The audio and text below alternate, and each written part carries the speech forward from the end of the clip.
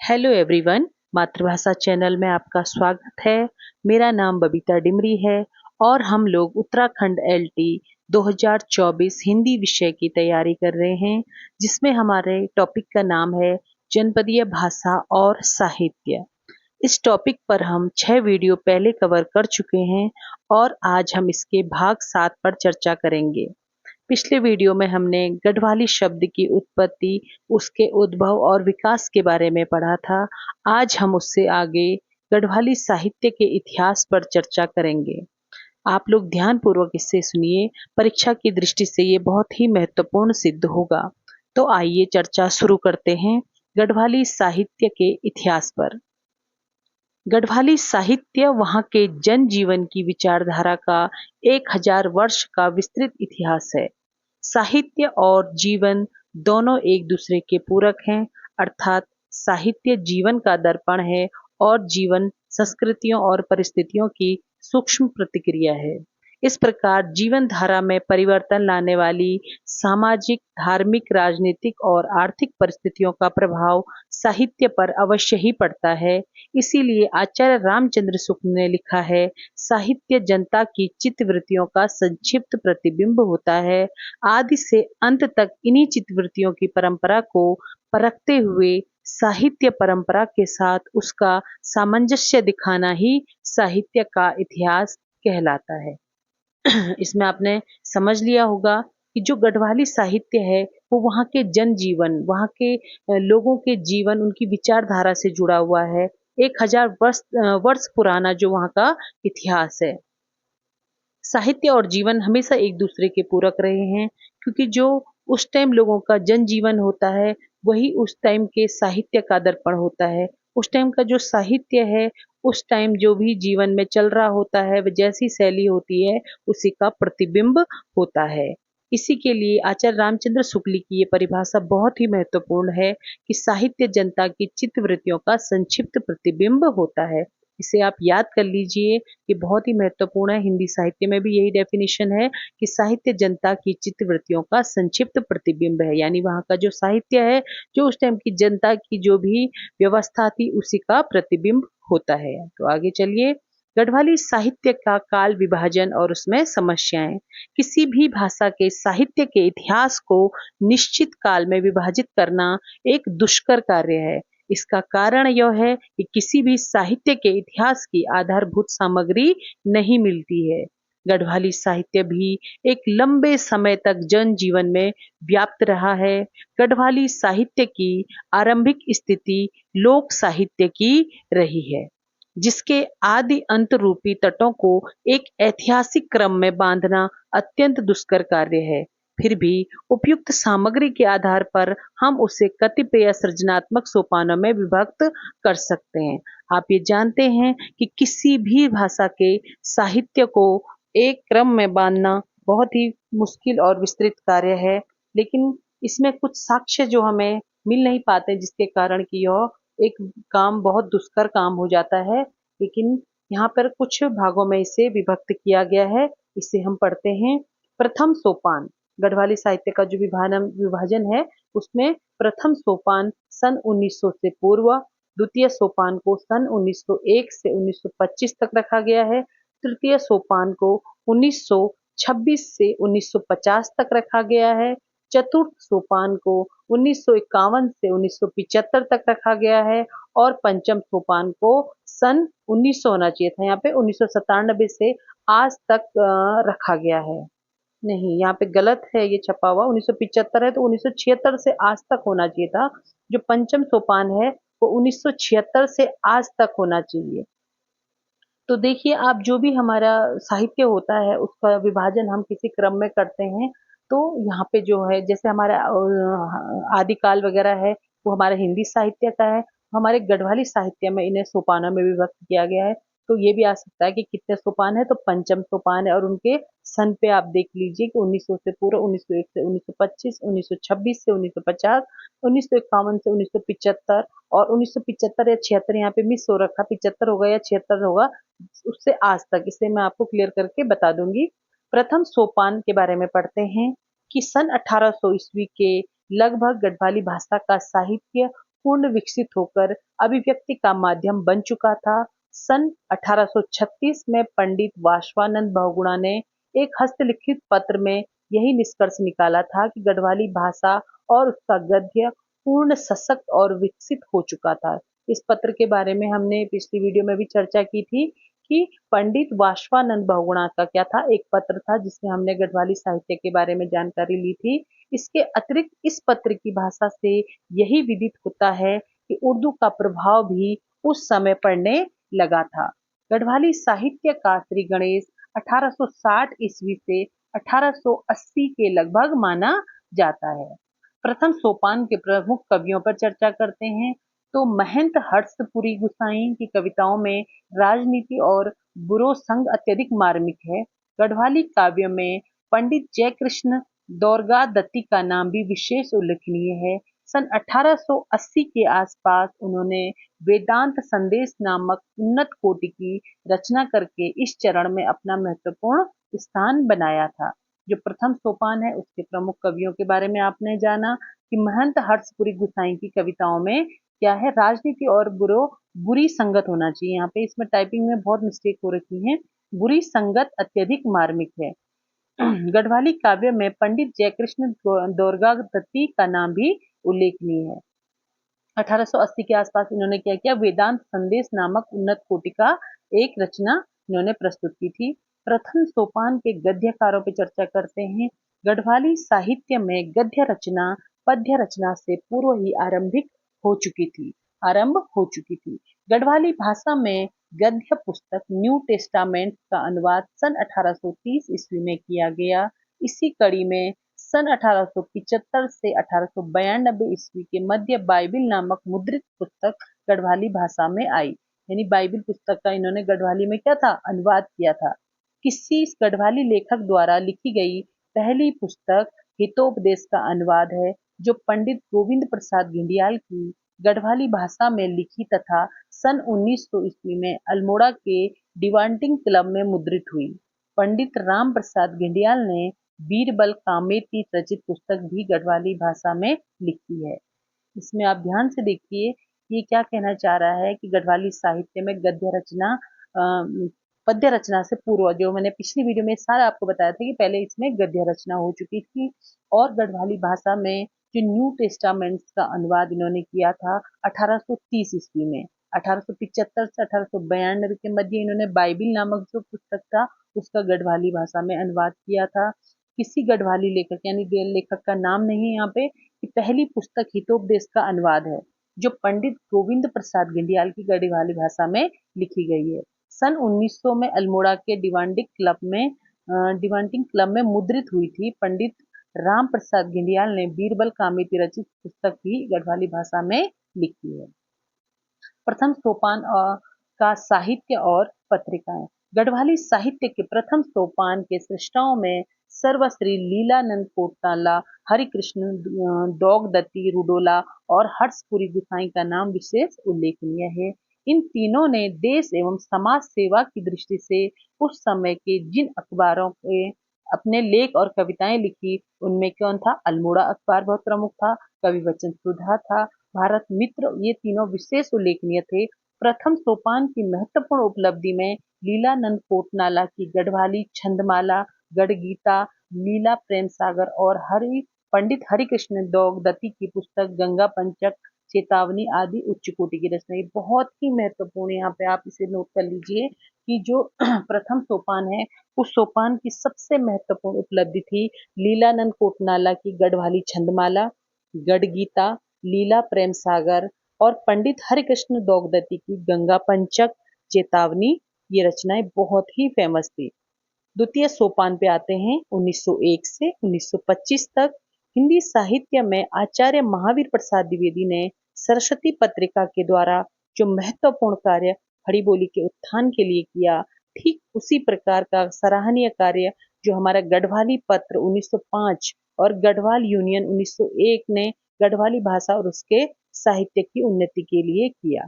देखिए, हमारी जो सरस्वती पत्रिका है, आप जानते हैं कि महावीर प्रसाद द्विवेदी ने द्विवेदी युग में इस पत्रिका ने सबसे अधिक कार्य किया खड़ी बोली के उत्थान के लिए। और उसी प्रकार हमारी जो गढ़वाली बोली है उसके उत्थान के कार्य किसने किया? गढ़वाली पत्र 1905 और यूनियन पत्र 1901 में। ये भी बहुत महत्वपूर्ण है। द्वितीय सोपान के प्रमुख कवि और उनका काव्य, इस चरण के प्रमुख कवि कौन कौन है उन पे ध्यान देते हैं। पंडित आत्माराम गैरोला, श्री सत्यनारायण रतूड़ी, तारा दत्त गैरोला, चंद्रमोहन रतूड़ी एवं विशंबर दत्त उनियाल। श्री सत्यनारायण रतूड़ी का हिंदी गढ़वाली भाषा पर समान अधिकार था। इस सोपान के अन्य कवि, द्वितीय सोपान के प्रमुख कवि आपने देख लिए कौन कौन थे। पंडित आत्माराम गैरोला, श्री सत्यनारायण रतूड़ी, तारादत्त गैरोला, चंद्रमोहन रतूड़ी एवं विशंबर दत्त उनियाल। श्री जो सत्यनारायण रतूड़ी है ऊपर जो इसी युग के हैं, उनका हिंदी और गढ़वाली भाषा पर क्या था? समान अधिकार था। अन्य कवियों पे चर्चा करते हैं। अन्य कवि हैं शशि शेखरानंद सकलानी, इनकी रचनाएं हैं शिक्षा और पुष्पांजलि। सनातानंद सकलानी, दरिद्राष्टक और उद्बोधन। गिरिजादत्त नैथानी, मध्याष्टक। मथुरानंद नैथानी, स्वदेश प्रेम। सूरदत्त सकलानी, चेतावनी। उमानाथ, शिव की स्तुति। रत्नांबर दत्त चंदोला, मातृभूमि। ऐसु किरूड़, वमताली गैने। देवदत्त सकलानी, करुणा। दयानंद बहुगुणा की कुंभ को मेलो और सदानंद कुकरेती की जातीय भजन। तो ये जो इस युग की देखिए प्रमुख रचनाएं और उनके रचनाकार हैं, इनका नाम आप नोट कर लीजिए। ये रचनाएं परीक्षा की दृष्टि से बहुत ही महत्वपूर्ण है। अब आगे देखते हैं द्वितीय सोपान के प्रमुख गद्यकार कौन कौन थे। पंडित सदानंद कुकरेती आधुनिक गढ़वाली गद्य के जन्मदाता माने जाते। बहुत ही महत्वपूर्ण प्रश्न, इसे नोट कर लीजिए कि पंडित सदानंद कुकरेती आधुनिक गढ़वाली गद्य के जन्मदाता माने जाते हैं। कुकरेती जी का गद्य साहित्यिक गद्य की कसौटी पर खरा उतरता है। आपकी कहानियों में भी कहानी कला का चरमोत्कर्ष देखा जाता है। द्वितीय सोपान का नाट्य साहित्य यानी नाटक। पंडित भवानी दत्त थपलियाल को गढ़वाली भाषा में प्रथम नाटक प्रहलाद लिखने का गौरव प्राप्त हुआ। ये भी बहुत महत्वपूर्ण है कि गढ़वाली भाषा का प्रथम नाटक कौन है? प्रहलाद है। और किसने लिखा है? पंडित भवानी दत्त थपलियाल ने। सन 1911 में उन्होंने जय विजय और एक नाटक गढ़वाली भाषा को दिया। उनकी नाट्य भाषा में चटकीलापन और संवाद हृदय स्पर्शी है। देखिए भवानी दत्त थपलियाल के हमने यहाँ पे दो नाटक दिखे। सबसे पहला नाटक तो उनका प्रहलाद है, दूसरा है जय विजय। तो प्रहलाद नाटक तो इसलिए बहुत महत्वपूर्ण हो जाता है क्योंकि गढ़वाली भाषा का प्रथम नाटक है। द्वितीय सोपान की साहित्यिक उपलब्धियां। गढ़वाली साहित्य के विकास क्रम में द्वितीय चरण का विशेष महत्व है क्योंकि अब तक गढ़वाली भाषा अपने गद्य और पद्य की साहित्यिक पृष्ठभूमि तैयार कर चुकी थी। इस चरण की उपलब्धियां इस प्रकार हैं। इस युग में गद्य के साथ काव्य रचना पर भी विशेष ध्यान दिया गया। गढ़वाल यूनियन संस्था और गढ़वाली पत्र की स्थापना का सुसंपादन भी हुआ। रामी बौराणी का प्रबंध काव्य जैसी समस्त विशेषताएं मिली। गद्य लेखन में अनेक गद्य विधाओं को समृद्ध करने पर ध्यान दिया गया। पंडित सदानंद कुकरेती ने कहानी लिखकर गढ़वाली कहानी साहित्य लिखने का श्री गणेश किया। आगे चलते हैं।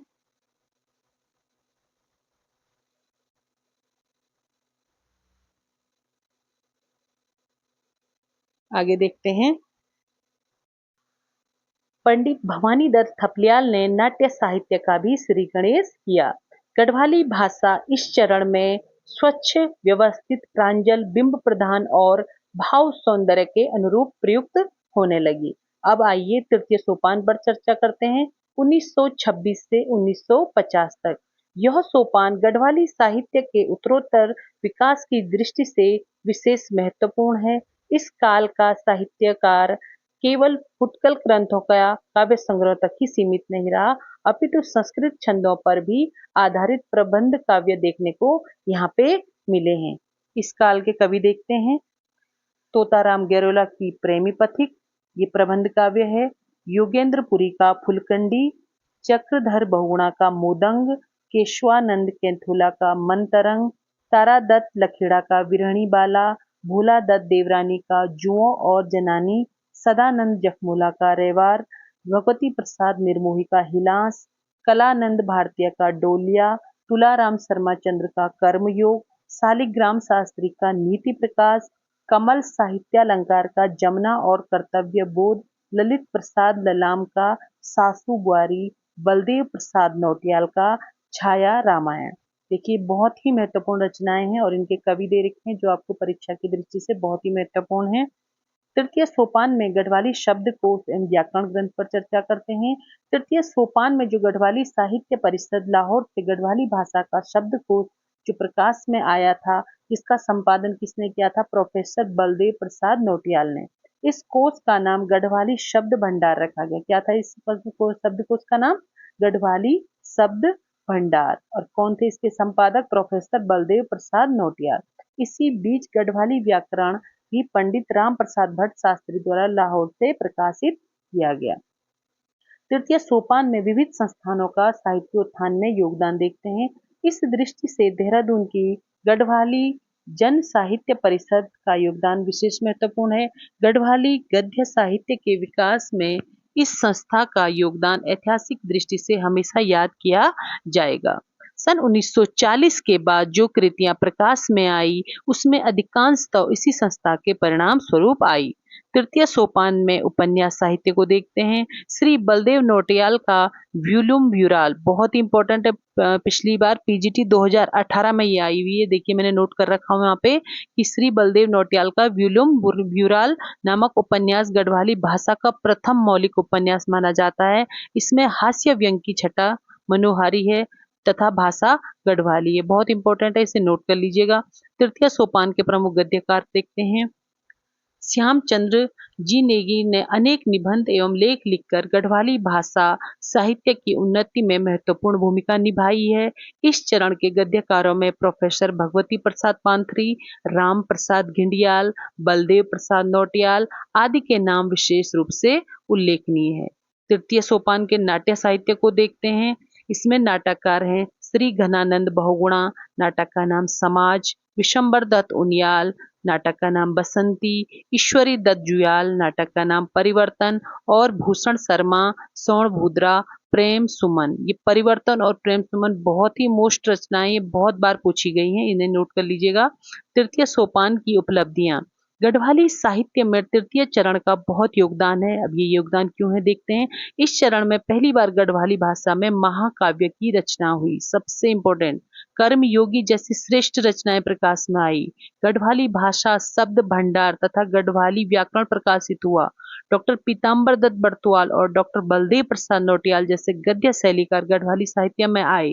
व्यूलुम ब्यूराल नामक पहला उपन्यास इसी समय लिखा गया। अनेक साहित्यिक नाटक इस काल में रचे गए। गढ़वाली साहित्य के निर्माण में इस काल के लिए कवि लेखकों ने अपने सदप्रयासों के एक विस्तृत फलक प्रदान किया। अब चतुर्थ सोपान पे आइए 1951 से 1975 तक। यह चरण भारत की आजादी के बाद का है। इस युग के साहित्यकारों ने समय की मांग के अनुरूप वैज्ञानिक ज्ञान की ओर अभिरुचि प्रदर्शित कर साहित्य के वर्ण विषय में प्रारंभ किया। स्वतंत्रता के पश्चात भारतीय साहित्य में जो भी बदलाव आया है उसमें गढ़वाली साहित्य भी अछूता नहीं रहा। इस काल में यथार्थ चित्रण और मानवीय समस्याओं के चित्रण में इस अवधि के साहित्य में भी अभिव्यक्ति मिली है। राष्ट्रीय चिंतन का स्वर इसी काल के साहित्य में सुनाई पड़ा है। इस सोपान के प्रमुख कवियों को और कविताओं को देखते हैं। श्री लक्ष्मी प्रसाद पेन्युली, मनख्याली, उमेद सिंह डांडो काठी, हर्षपति खंडूरी, जोनियाली, सैल कुंज पुंडीर, जीवन साथी, शिवानंद पांडे, प्रमेश उजियाली, जीवानंद श्रीयाल का गढ़ साहित्य सोपान, राम प्रसाद गेरोला का सुध्यात ये खंड काव्य है, जीत सिंह नेगी का गीत गंगा, धर्मानंद जमलोकी का मेघदूत काव्य, पूरन पंत का पथिक के गीत, योगेंद्र कृष्ण दोगादती का तीलू रौतेली ये भी एक खंड काव्य है, मुरली मनोहर सती का गढ़वाली झांकी और सच्चिदानंद कांडपाल का रेवार। अब चतुर्थ सोपान के लोक साहित्य को देखते हैं कि इसमें आंचलिक साहित्य की प्रधानता थी। आजादी के बाद हिंदी साहित्यकारों की भांति गढ़वाली साहित्य में भी आंचलिक और लोक साहित्य के प्रति आकर्षण बढ़ा। अबोध बंधु बहुगुणा का लोकगीतों का संग्रह धुंयाल, ये वेरी इंपॉर्टेंट है कि धुंयाल किसका लोकगीतों का संग्रह है, अबोध बंधु बहुगुणा का। डॉक्टर गोविंद चातक का धरती का फूल, बांसुरी तथा गढ़वाली लोकगीत नामक संग्रह 1955-56 में प्रकाशित हुआ। इस लोक साहित्य ने गढ़वाली साहित्य को नई भूमि प्रदान की। चतुर्थ सोपान के नाट्य साहित्य को देखते हैं। अबोध बंधु बहुगुणा के माई को लाल, अंतिमगढ़ जैसे ऐतिहासिक नाटकों की रचना की। जीत सिंह नेगी ने भारी भूल नामक एक रंगमंचीय नाटक की रचना की। पुरुषोत्तम डोभाल ने बुरांस और बिंद्रा नामक 2 नाटकों की रचना की। ललित मोहन थपलियाल ने गढ़वाली के उत्कृष्ट कोटि के रचनाकार में से एक माने जाते हैं। चतुर्थ सोपान का एकांकी संग्रह डॉक्टर गोविंद चातक का जंगली फूल उनकी 7 एकांकियों का संग्रह है। डॉक्टर हरिदत्त भट्ट शैलेश का नोबल एकांकी पुरस्कृत रचना है। डॉक्टर ललित मोहन थपलियाल गढ़वाली के एकांकी नाटकों में खाड़ू लापता, आछरियों को ताल, एकीकरण तथा घरजे में बहुत ही प्रसिद्ध हैं। चतुर्थ सोपान के गद्यकार हरिदत्त शैलेश का हरिदूब उनकी लोक कथाओं का प्रसिद्ध संकलन है। इस चरण के गद्यकारों में शिवानंद नौटियाल ने कहानी लिखने में विशेष प्रसिद्धि प्राप्त की। नित्यानंद मैठानी श्रेष्ठ उपन्यासकार माने जाते हैं। डॉक्टर उमाशंकर सतीश के निबंध लिखने में विशेष प्रसिद्धि प्राप्त हुई। कहानी तथा उपन्यास लिखने में मोहनलाल नेगी ने भी बहुत प्रसिद्धि हासिल की। प्रेमलाल के निबंध, सर्वेश जुयाल के संस्मरण तथा दुर्गा प्रसाद गिंडियाल को कहानी लिखने में प्रसिद्धि प्राप्त हुई। चतुर्थ सोपान की प्रमुख उपलब्धियां देखते हैं। इस काल की रचनाओं में यथार्थवादी चित्रण की छाप दिखाई देती है। इस काल के अंतर्गत साहित्य में जीवन की कठिन परिस्थितियों, दुख दर्दों एवं मानवीय दशाओं के ठोस अभिव्यक्ति मिलती है। इस काल में साहित्य राष्ट्रव्यापी समस्याओं से संवाहक बना है। इस सोपान की भाषा में सरलता एवं सहजता है। इस काल की रचनाओं में प्रकृति चित्रण और मानवीय संवेदनाओं की अभिव्यक्ति हुई है। इस काल में करुणा और प्रेम के साथ साथ राष्ट्रीय भावना भी विकसित हुई है।